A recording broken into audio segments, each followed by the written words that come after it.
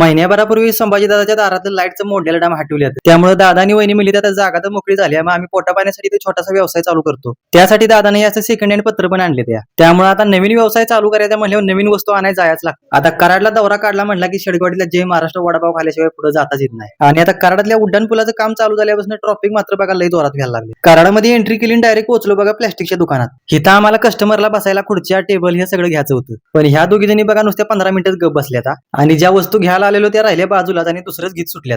मग शेवटी दोघींनी 2 तास सगळं दुकान चाळलं आणि मग महत्वाचं साहित्य घेतलं आणि आम्ही निघालो. तवर हे छोटं पंख पण भेटलं तर म्हणजे फॅन हो. मग दादाला चहाचा पण व्यवसाय चालू करायचा होता, त्यासाठी कप पण घेतलं. आम्ही कुठं गेलोय आणि आम्हाला कधी गिफ्ट मिळालेलं नाही असं कधी होणारच नाही. शेवटी काय हो, आयुष्यात एवढं प्रेम मिळतं हेच लई महत्वाचं आहे. मग आता आम्ही जाताना जेवणाचं डबं नेलेलं, ते म्हणले आता घाटावर जाऊन खाऊया. हॉटेलला काही कोण पण जेवतो, असं निवांत खायची मजा लई वेगळी असते. कृष्णा घाटावर अशा राईड करायसाठी गाड्या पण उपलब्ध झाल्या ते वाटतं. लागलीच तिकीट काढली आणि म्हणलं तर आयुष्यात काही 4 व्हीलर चालवायला जमणार नाही, ही तरी 4 व्हीलर चालवूया. आमच्या 3 चाकी स्कूटी सारखं सगळं इथं ब्रेक हातात आहे म्हणून चालवायला जमले. नाही तर ब्रेक पायात असतं तर मला तरी कुठं चालवायला जमणार होती तेव्हा. आता अशा छोट्या मोठ्या इच्छा पुऱ्या केल्यावर सगळं साहित्य घेतलं आणि घरला निघालो.